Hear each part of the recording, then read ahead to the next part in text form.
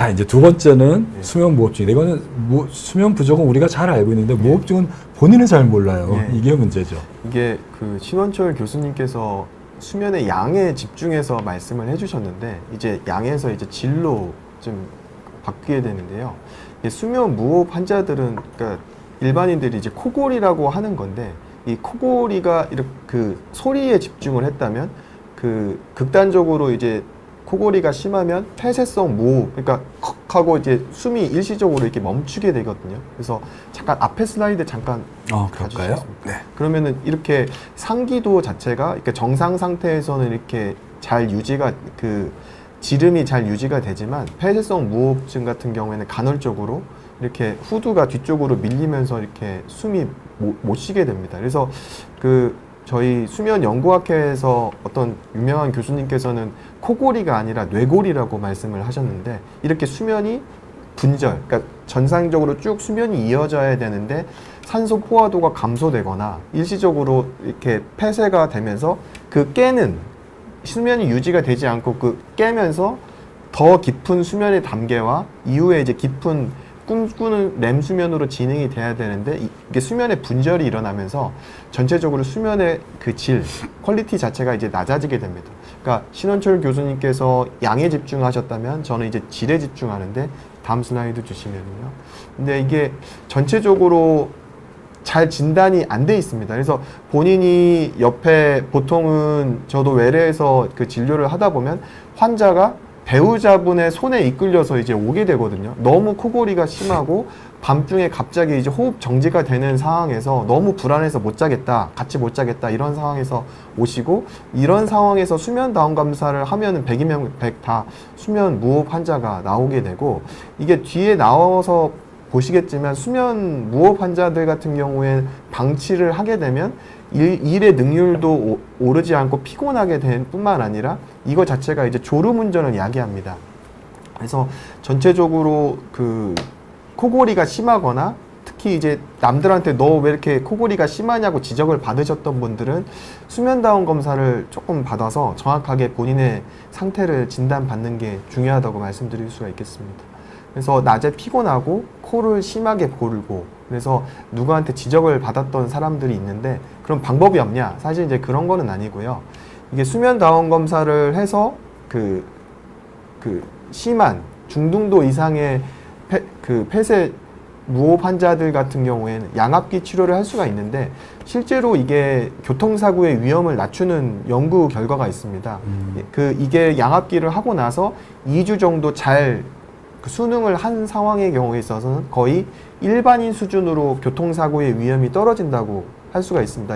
양압기 같은 경우에 있어서는 교통사고의 위험도 낮추지만 부가적으로 만성, 심장병이나 당뇨 약제의 그 인슐린 감수성 여러 가지, 고혈압 등 여러 가지의 그 이점이 있기 때문에 폐쇄성 무호흡 환자의 경우에 있어서는 양압기 치료를 적극적으로 외래에서 권하고 있는 상황입니다. 이 부분에 있어서는 저희 이제 저보다도 신원철 교수님께서 거의 우리나라에서 대가시기 때문에 하실 말씀이 많으실 것 같은데. 네.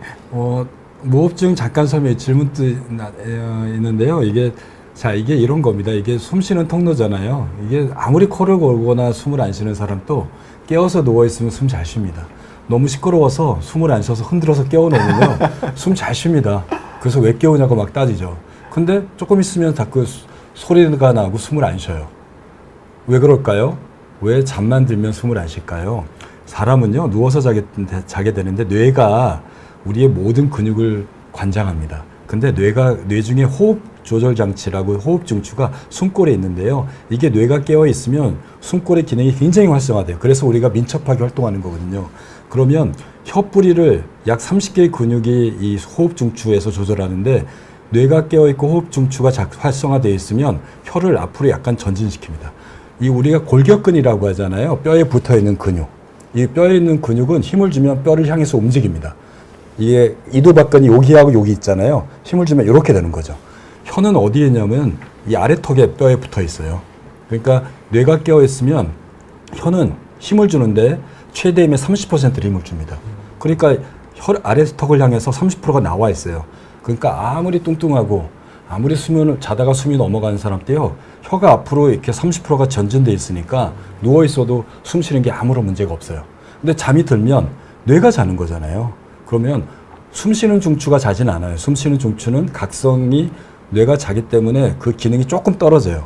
그러면 혀는 30%가 처집니다. 근데 남은 70%가 넉넉한 사람은 숨을 잘 쉬는데 만약에 뭐 아래턱이 작은 사람이라든지 턱이 뒤로 밀린 사람들, 약간 비만인 사람들, 또 나이가 삐짝 말라도 나이가 들거나 고혈압 당뇨가 있으면 특히 연세가 50대가 넘어가면 깨어있을 때는 혀가 앞으로 나오지만 잠들면 혀가 처져요. 배에 힘을 꽉 쥐고 있으면 뱃살을 감추는데 배에 힘을 풀면 어떻게 되죠? 뱃살이 축 나오잖아요. 비로소 자기의 근육의 긴장도가 그때 드러납니다. 깨어있을 때는 몰라요. 잠들 때 늘어집니다. 그게 나이 드시거나 마른 사람들, 여성들, 중년 여성들이 이게 늘어지는 거예요. 그러니까 깨어있을 때는 이 상태인데 잘 때만 이렇게 돼요. 그러니까 본인은 모르는 거죠. 이러니 숨 쉬려고 하는데 뇌가 자는데 숨 쉬려는데 공기가 못 들어가요. 그럼 숨이 콱콱 막히니까 뇌가 깨는 일이 반복되는데 처음에는 뇌가 금방금방 반응해서 확확 깨는데 나중에는 반응을 안 해요. 그러면 30초, 1분, 어제 봤던 분이 2분을 숨을 안 쉬더라고요. 이런 일이 밤새도록 나타나는 게 수면 무호흡증이다. 그래서 이거는 수술의 효과가 별로 없는 이유가 살이 깨어있을 때는 혀가 앞에 나와 있다가 잘 때만 늘어지는 거예요. 이건 구조가 아니라 기능의 문제입니다. 수술은 구조 공사예요. 막혀있는 거를 넓혀주는 거죠. 그런데 깨어있을 때는 넓은데 잘 때만 늘어. 이건 구조가 아니라 기능의 문제인 거죠. 그래서 별로 효과가 없는 겁니다. 목젖을 옛날에 많이 잘라줬는데 혀가 늘어지는 거지 목젖 자르면 뭐합니까? 그래서 효과가 별로 없는 거니까 나중에 다시 한번 설명드리겠습니다. 수면무호흡증은 본인이 잘 몰라요. 그래서 문제가 되는 예, 거죠. 맞습니다. 그래서 네. 지금 수면 다원 검사를 하기 전에는 사실 이제 진단이 안 되는 그쵸. 경우가 조금 많고 네. 특히 이제 그 수면 다원 검사가 좋은 거는 이 문제를 확인하고 그 치료까지 동시에 그 양압 환기기의 그 정확한 압력을 측정하는 것까지 저희가 치료적인 목적까지 네. 다 동시에 진행할 수 있기 때문에 맞습니다. 그 정말 검사를 해서 정말 돈이 아깝지 않게 할 수 있는 그런 검사라고 말씀드릴 수 있겠습니다. 그래서 수면무호흡증일 때는 주변 사람 얘기를 잘 들으십시오. 나는 몰라요. 옆에서 코 건다 그러면 내가 코 골구나 라고 믿으십시오. 네. 옆에서 숨 안 쉰다 그러면 내가 숨 안 쉬고 사는구나. 나 정말 문제가 있나라고 믿으시고 병원을 방문하시는 게 맞습니다. 본인은 절대 알 수 있는 방법이 별로 없어요. 괜히 와이프가 핀잔 준다고 생각하지 마시고 본인의 생명을 살려주는 겁니다. 맞습니다. 숨 막히는 사람을 문제 있다고 알려주는 거는 살려주는 거죠. 여러분들 꼭 믿으시고 그거에 대해서 확인해 보시기 바랍니다. 세 번째가 교대 근무입니다. 이게 교대 근무는 제가 짧게 말씀드릴 텐데요. 교대 근무 시간이 변동되는 거예요. 아침, 점심, 아침, 그다음에 낮 시간, 저녁 시간, 야간 시간 이렇게 그거를 저녁에 고정하는 고정 근무제도 있고 요게 일주일 또는 열흘 아니면 한 달 단위로 순차적으로 변동하는 교조 근무제가 있습니다. 우리나라 제가 알아보니까 우리나라 사업장이 굉장히 많잖아요. 근로자의 약 40%가 어떤 형태든 간에 교대 근무를 한다고 합니다.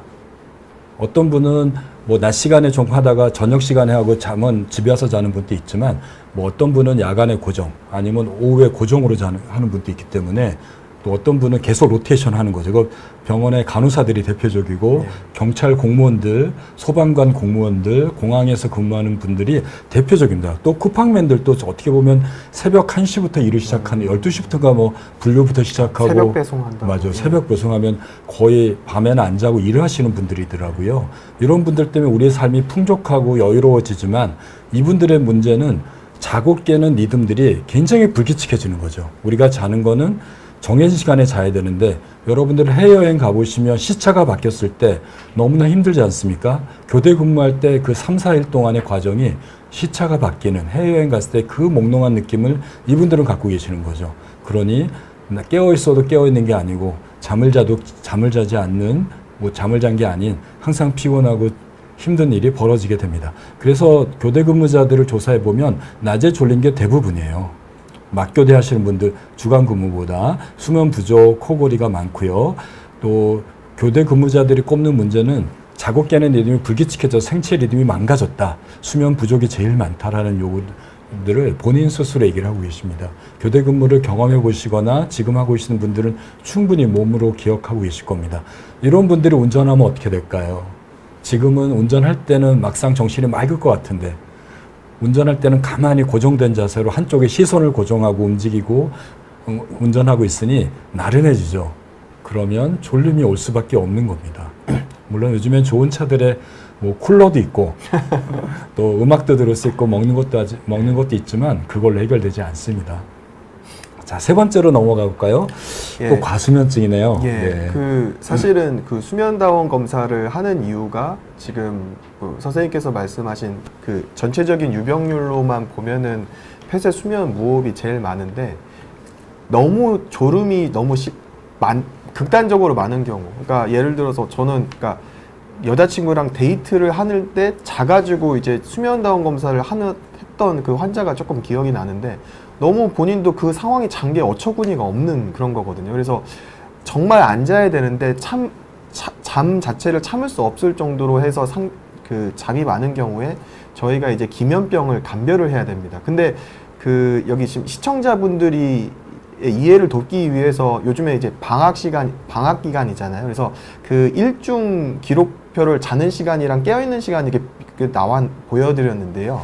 전체적으로 보시면 기면병은 그 수면 시간이 긴 건 아닙니다. 수면 시간이 긴 게 아니고 전체적으로 수면이 잘 조절이 안 되는 느낌인데, 그러니까 그 환자들이 말하기를 렘 수면이 쳐들어온다 이렇게 표현을 하는데요. 여기 지금 보시면은 여기 정상군 같은 경우에는 잘 때 11시 언저리에서 자서 7시에 일어나고 낮에는 이렇게 정상적으로 깨어있는 게 유지가 되는데, 지금 선생님 그 오른쪽에 있는 그래프 같은 경우에 보면은 오른쪽이요? 파란색이 지금 그 자는 거고 지금 분홍색이 깨어 있는 건데, 이게 지금 깨어 있는 거랑 뭐 물반 고기반처럼 2시간 깨다가 1시간 자게 되고 2시간 깨다가 1시간 자게 될 겁니다. 근데 특징적인 거는 이게 단순히 잠이 아니라 이 파란색이 렘 수면이라는 겁니다. 즉 보통 저희가 수면 구조라고 하는데, 수면 다운 검사를 하면 렘 수면은 적어도 잠을 자고 나서 1시간 정도 이상의 깊은 수면이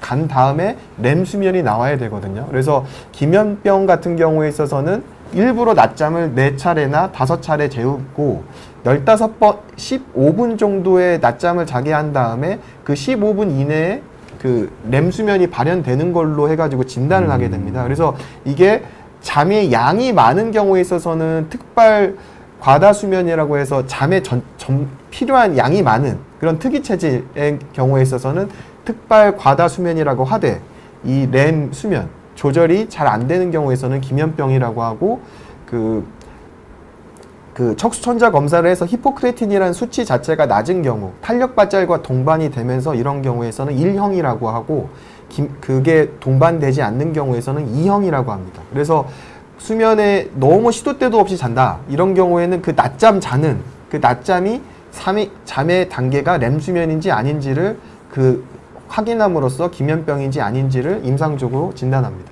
네. 그 졸림을 이제 측정하는 설문지가 있는 거죠. 예. 네. 그래서 이거는 수면다운 검사 하기 전에 이제 많이 그 설문지를 하는데, 저도 이제 발표를 준비하면서 유심히 읽어보니 전체적인 8개의 항목 중에서 4번이랑 8번이 차 안에서 일어난 이벤트입니다. 실제로 이게 저는 스코어링을 했는데 저는 3점이 나왔는데, 안 졸리네요. 이게 임상적으로 의미가 있는 선별 검사기 때문에 10점 이상이면은 이제 주간 졸음증이 있다고 판단을 하는데, 교통사고와 연관이 있는 거는 16점입니다. 네. 실제 이제 기면병이 있는 그 환자분들을 이렇게 점수를 스코어링을 해보면 16점에서 18점, 그러니까 민 스코어 평균 값이 16점에서 18점으로 나오고, 제가 유튜브여가지고 전문적인 문헌은 못 보여드리지만 실제 기면병이 있는 환자들이 사고나 정말 이제 사고가 날 뻔한 거를 이제 학술적으로 아차 사고라고 하거든요. 그래서 아차 사고랑 실제 사고가 3년 내에 75%에 있는 환자들이 교통사고의 유발 확률이 그만큼 높습니다. 그래서 이게 지금 조금 전문적으로 수면다운 검사인데, 선생님 시청자들 보시는 분홍색, 분홍색이 렘 수면입니다. 그래서 렘 수면 자체가 안정적으로 유지가 되고 정상인 경우에 운전을 할 때는 졸음 운전이 없는데, 이렇게 기면병인 같은 경우에는 수면의 초반에 렘 수면이 나오고 그 이후에 낮에도 시도 때도 없이 렘 수면이 나오게 됨으로써 집중해서 운전을 하지 못하고 그 사고가 날 확률이 매우 높습니다. 이 기면병은 사실은 이게 진단을 받게 되면 희귀난치성 질환으로 진단을 하기 때문에 약을 먹을 수가 있고 흔하지는 않습니다. 하지만 까지 말씀하신 거네요. 네. 예, 매우 조금 높고 여기 시청자 여러분들께서 여기 제가 방송이 처음이라서 심원철 선생님께서 중학생 이상의 수준으로 해서 중학생 때는 1차 함수를 배우잖아요. 그래서 1차 함수를 보면 이 Y절편 값이 사람마다는 다 다릅니다. 이 직업에 따라서 교대 근무를 했거나 아니면은 수면제를 먹거나 일주기 리듬 특성에 따라서 이 Y절편 값이 다른데 이게 에버스 슬리핑 졸음 척도가 아까 우리가 봤던 설문지죠. 네. 설문지가 10점까지는 괜찮은데 16점 이상부터는 이제 급격하게 상승하는 이렇게. 소견이 보여서 해당 그 설문지 검사, 선별 검사를 해서 16점 이상이면 이게 기면병이든 아니든 무조건 원인에 대해서 그 검사를 해드리는 것을 추천을 드립니다. 네. 이게 사실 이제 오늘의 핵심이라고 말씀드릴 수가 있을 것 같습니다. 에버스 슬립 주간 졸음 척도는 이렇게 8개 항목인데 여러분들도 한번 체크해 보시고요. 혹시 내가 16점 이상이면 굉장히 병적인 졸음이니까 사고나 산업재해 위험이 있으니 꼭 이럴 때는 병원을 방문하시거나 본인의 수면을 한번 체크해 보시기를 그 우리 교수님께서 당부해 주신 것 같아요. 뭐 이렇게 졸린 거가 수면에 장애도 있지만 또 수면 부족도 있고 약물에도 있고 교대 근무도 있기 때문에 이런 요인들을 더 분석해내고 해결해 줘야 될 것 같습니다. 예, 그 다음에 이제 졸음운전 예방법 하고 질문을 좀 받을 건데요. 그러면 이제 정말 수면이 부족하고 수면의 질이 나쁘면 잠을 많이 자고 수면의 질을 좋게 하면 되겠네요.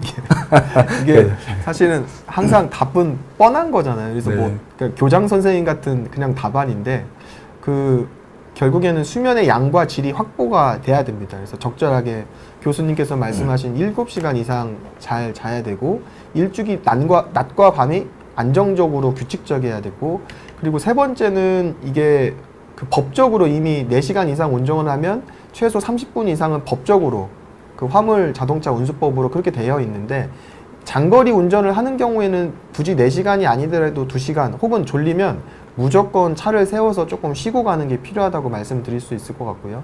네 번째가 사실은 이제 오늘 유튜브 방송의 핵심이게 되겠는데 너무 장거리 운전이나 자기가 너무 졸리다 그러면은 수면 다운 검사를 해서 원인을 파악하는 게 되게 중요하다고 말씀드릴 수가 있겠습니다. 그리고 아까 신원철 교수님께서 수면제 잠깐 언급을 하셨는데 생각보다 수면제를 복용하고 있는 분들이 많아서 많습니다. 장거리 운전이 예정이 돼 있으면 자정이 지난 시점에서는 수면제 복용을 조금 자제하시는 것을 권고를 드립니다. 네. 이상입니다. 예, 수면제라는 게 우리가 먹으면은 뭐 약효가 딱 우리가 자는 시간만큼 작동되고 끝나면 참 좋겠는데요. 우리가 아는 대부분의 수면제들이 몇 가지 약 빼놓고는 대부분은 반감기 반으로 주는데 보통 이틀에서 4일 걸려요. 나는 정신이 맑아졌다고 하는데 우리 몸에는 약이 남아있는 거죠.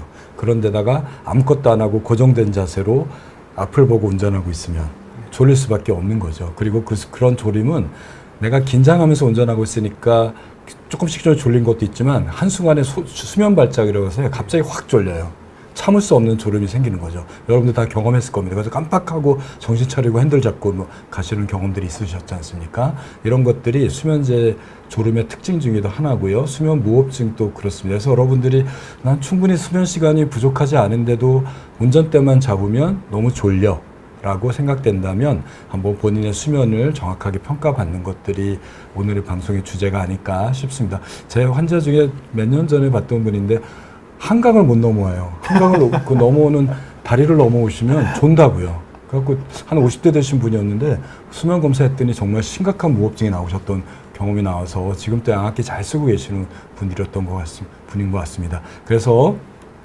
정답은 여러분들의 수면 시간을 7, 8시간을 유지해라. 그리고 그 시간은 절대적인 양도 중요하지만 매일 같은 시간과 같은 시간에 자고 같은 시간에 깨도록 일주일 리듬을 고정하는 게 중요하다. 그래야지 7, 8시간이 아주 깊은 수면을 취할 수 있다. 만약에 이렇게도 자꾸 졸리다면 수면의 질을 체크해라. 그게 그 안에 수면 무호흡증이 숨을 수 있다. 또 약의 문제도 있을 수 있다라는 내용들로 좀 정리가 되는 것 같습니다.